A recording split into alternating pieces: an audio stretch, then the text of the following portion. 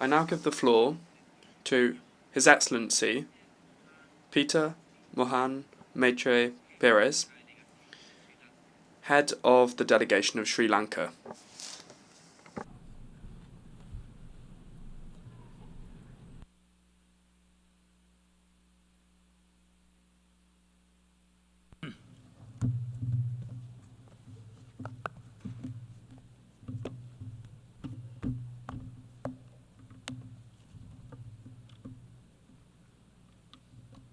Mr. President, Excellencies, distinguished delegates, ladies and gentlemen.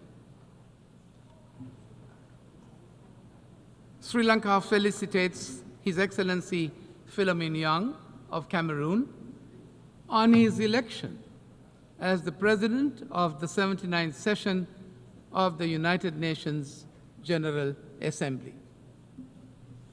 Mr. President, against the background of global turmoil, setbacks and transformations, the aspirations of this year's Assembly for a better global future resonate with those of the people of Sri Lanka. On the 23rd of September, following a transparent and peaceful electoral process and a dignified transition in keeping with our decades of democratic practice, His Excellency President Anura Kumara Dissanayake was sworn in as the 9th Executive President of Sri Lanka. The people of Sri Lanka have vested in him the mandate to realize the people's aspirations for the future and to build a sustainable foundation for future generations. His Excellency President Dissanayake has outlined to the nation his determination to put in place a united Sri Lanka and a transformed ethical political culture. A political culture echoing the wishes of the people. His future trajectory combines nation building based on public trust in governance and in the political system through accountability, integrity, and the elimination of waste and corruption. In the words of His Excellency President Anura Kumara Dissanayake, quote, "We are launching a unified Sri Lankan nation that respects diversity, fully ending an era of division based on race, religion, caste, and class." Close quotes. In order to achieve these objectives, the government has recognized that it is crucial to reinforce stability and confidence in the economy and stimulate growth. The government will work within commitments to reach macroeconomic stability through the framework of international financial institutions and in negotiations with sovereign and private external stakeholders. The government is acutely aware of the hardships that have been faced by the people in the process of economic transition. Measures will therefore be put in place to generate greater resources for enhanced public expenditure and welfare to raise the living standards of our people with equity and justice. Mr. President, the recent vote for change by the people of Sri Lanka presents us with a renewed opportunity, and we are determined to succeed, including with the support of our friends in the international community. Mr. President, despite our consensus on the Pact of the Future, this year's UNGA takes place at a moment of profound global crisis on multiple fronts. In the Middle East, we are closer to wider regional conflagration than when we convened last week, and the humanitarian suffering in Gaza gets worse by the day.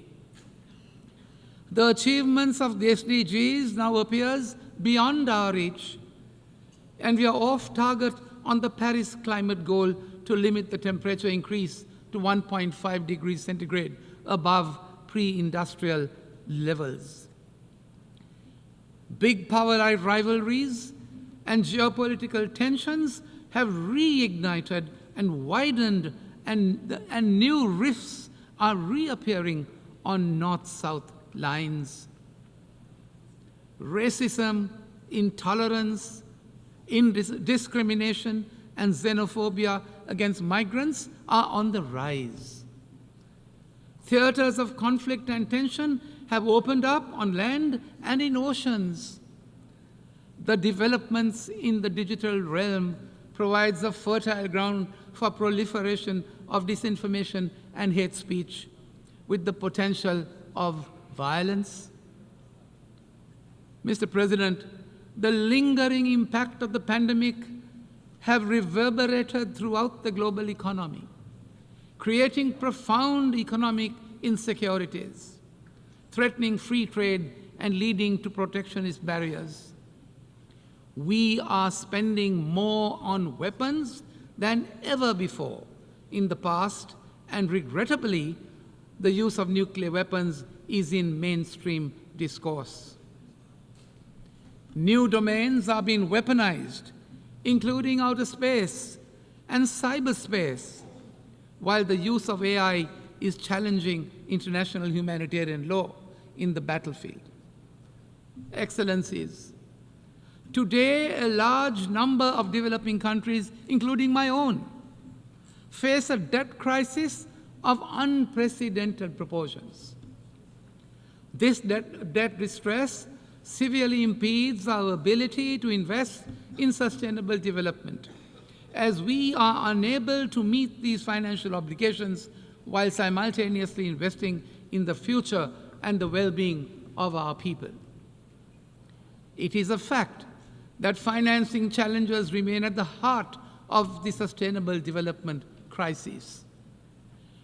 As per the Financing for Sustainable Development Report of 2024, the SDG financing gap is between US dollars 2.5 to 4 trillion. Staggering, isn't it?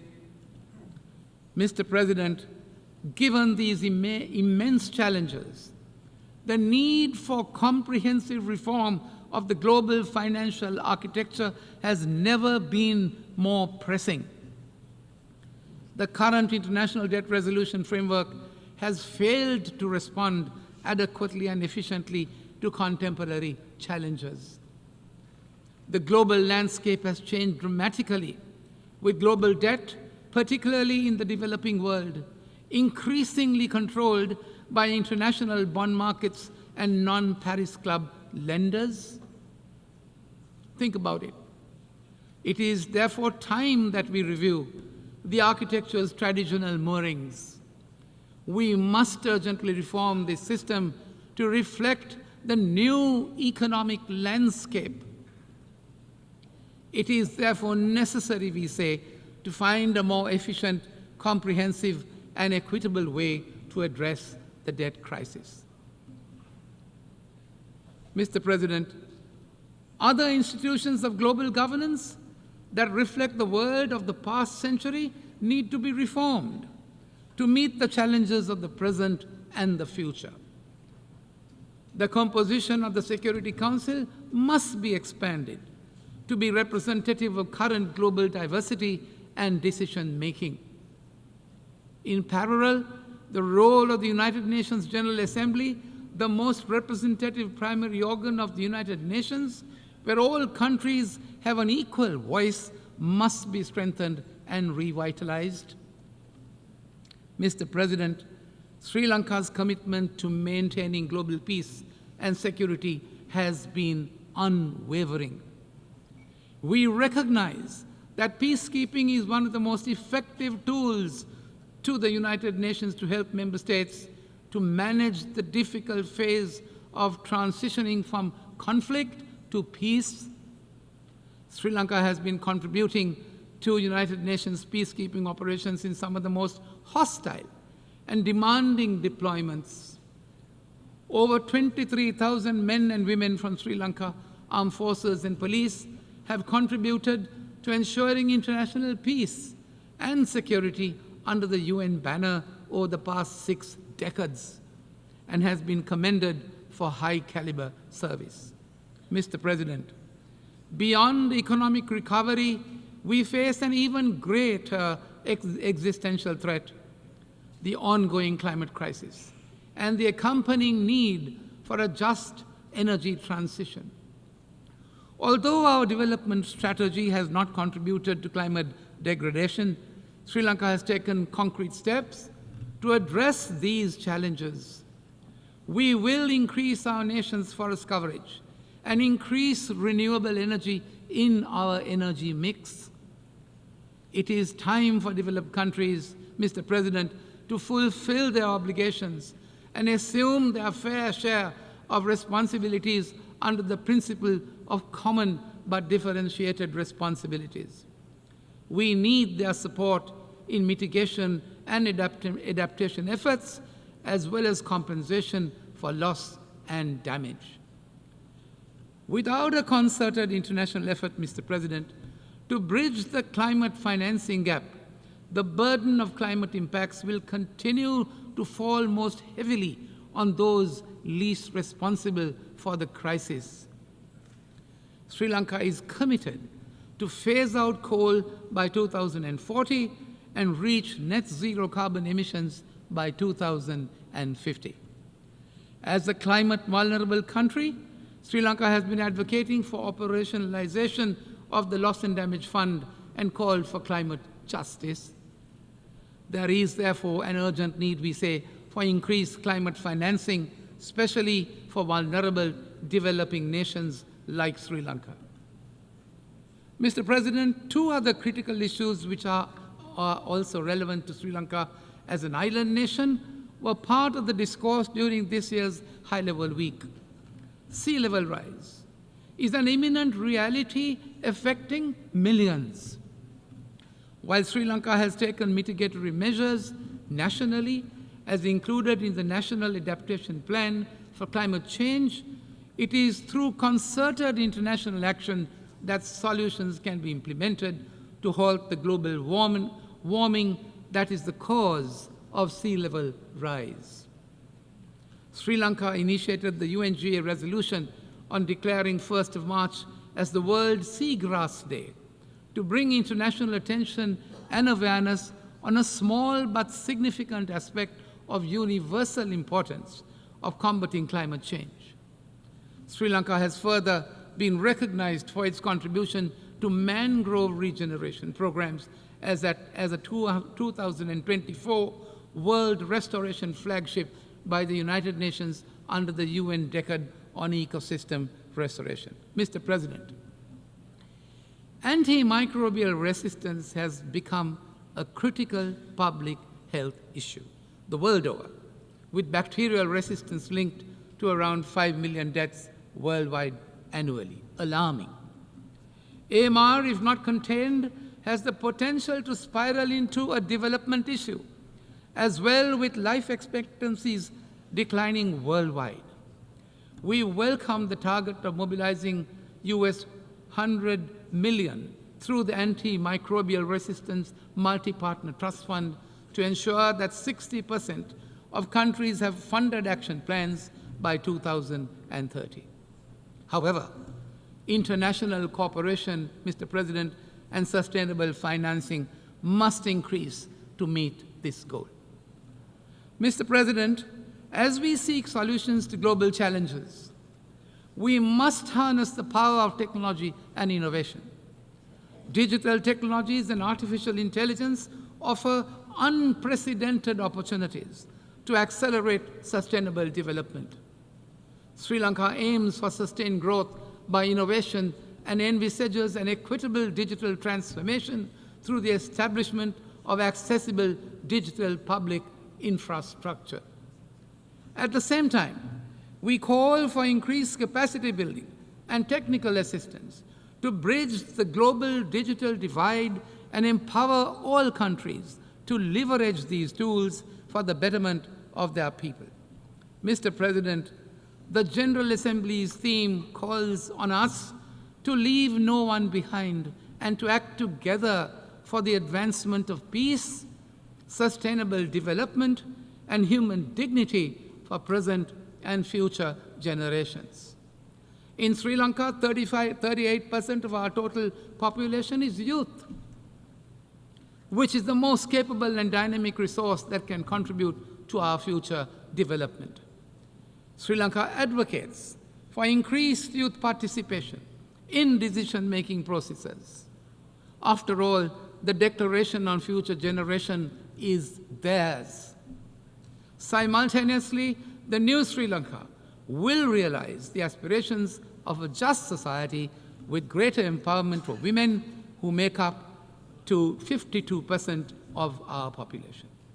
Mr. President, as we look towards the future, we must also address one of the gravest injustices that this Assembly has inherited from the past.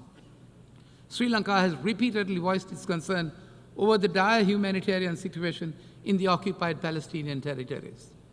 We reiterate our support for the recognition of the legitimate and inalienable right of the Palestinian people to statehood and join the call for a two-state solution based on the 1967 borders in line with all UN resolutions.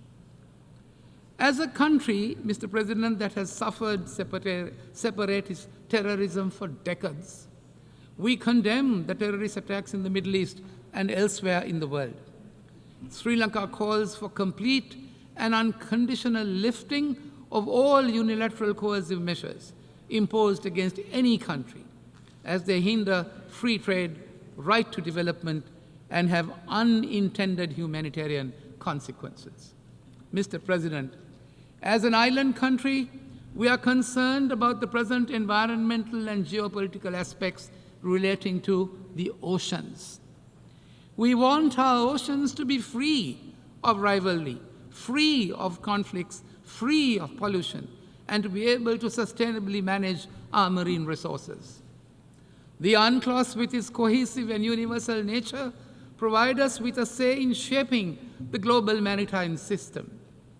Sri Lanka remains committed to the balance and collaboration embedded within the treaty, enabling freedom of navigation and sustainable use of the oceans, respecting the sovereignty of the coastal states.